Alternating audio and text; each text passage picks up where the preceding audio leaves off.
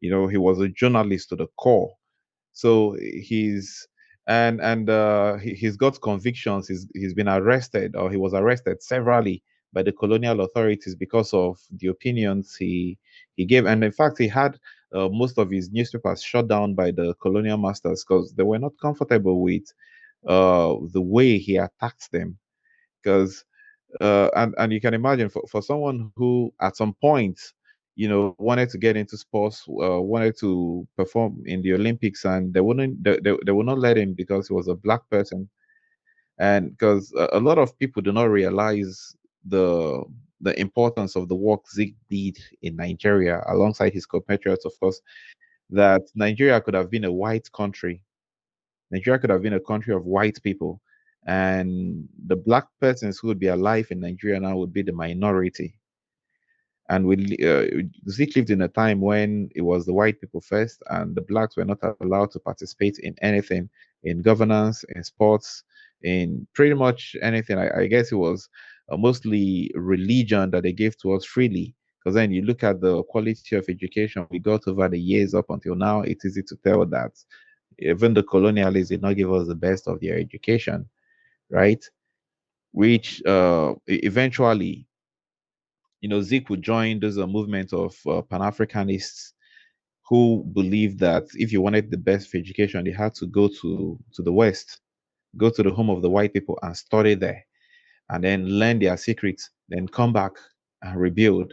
And that was exactly what Dr. Zeke did when eventually he would, just like modern day Africans, Zeke literally walked to Europe. He was going to smuggle himself into a ship.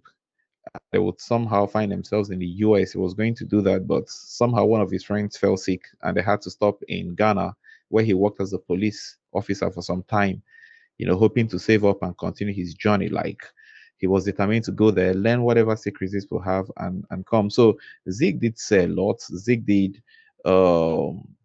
he wrote a lot, but there is this very famous thing attributed to him where he talks uh, about the European God, where he talks about his belief in the in a European God, and that they are selling through churches all over Africa, and then the name of the God is deceit. So Zeke was a crazy, like, he was really radical, and at some point you would see some of the strategies he used back in the days, even up to the level of propaganda. He would do anything that made the white man look bad, because our people did not understand how bad we had it. We thought, because the people with a white shirt on and the cross on their necks, they believed they were going to heaven, and that the white man had saved them from damnation and given them true life in God. But Zeke's been everywhere. He's been in Europe, he's been in America, he's been in Africa. He's seen all that. He's seen how they treat their own people in their home countries, and he's seen how they treat our people back home. And he can tell that there's a difference. We don't get treated as equals, as humans, and all that. So he comes home, he's telling our people, see, you've been deceived. You have to open up your eyes. They tell you they're going to civilize you because you're a barrack, but no, they don't. They kill you. They set you up one against another. They steal your resources, and they leave you in chaos. But then you have to have hope, because at some point, and when you die, you go to heaven now. So uh, these were so Zeke became like a hardcore Pan-Africanist, and someone who believed that not only should all African countries be free, but that all African countries should unite against the West. And that, I think, is a pretty strong opinion to have. Thank you so much for that. Now, is there any person that we can say, okay, now we're going to be moving between when it's already mature now, and because yeah, that is where we are now in the story.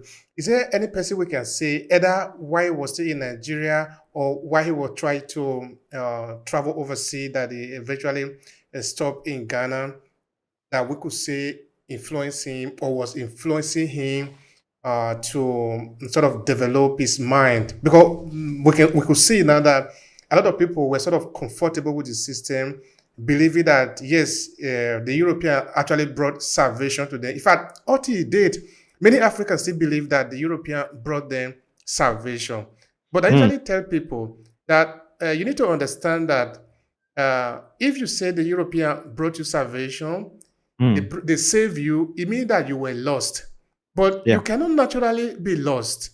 For somebody to save you, meaning that if I need to make you lost so that they can save you. Otherwise, the question of being saved didn't make any sense. Because when you were born, you were free. In your culture, you were free. In your tradition, you were free.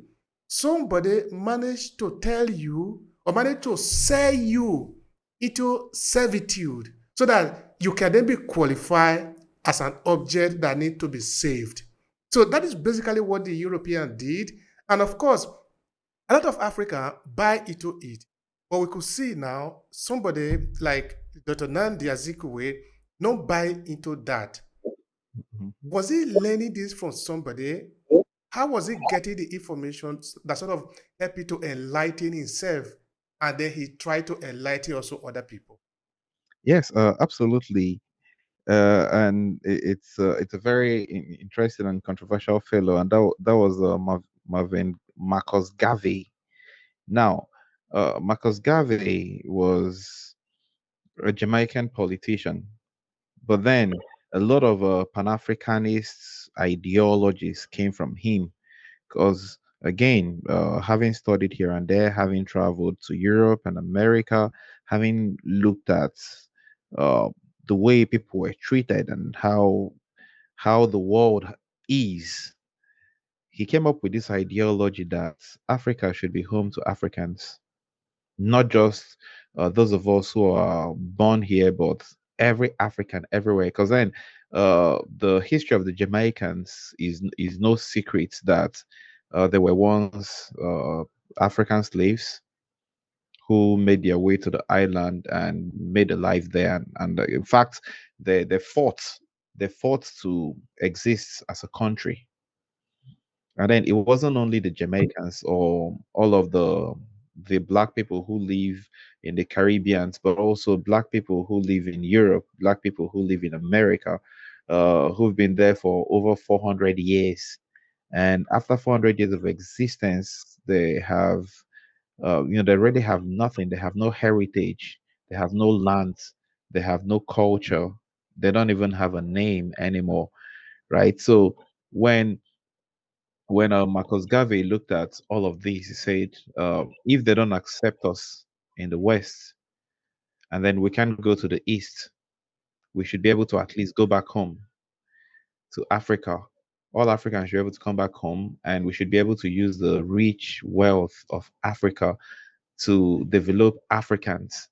So when Zeke came by the teachings of Marcus Garvey, he was hooked, and he would stick with that, so that even in later life, at any point when conflict arose among Africans, like would see the very pivotal role that he played in the Nigerian Biafran War.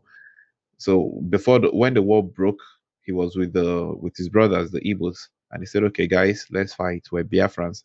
And then at some point, he had to say to them, "Okay, I think we fought enough. Can we go back? We're better off as a country. Why are we breaking up? We're trying to unite the whole of Africa, and people are talking about breaking Africa into sub units. Because then what happens is the more divisions we have, the more lines we have dividing us, whether they are religious lines or tribal lines, they would only create opportunities for us to fight more, as against opportunities for us to collaborate more or to unite more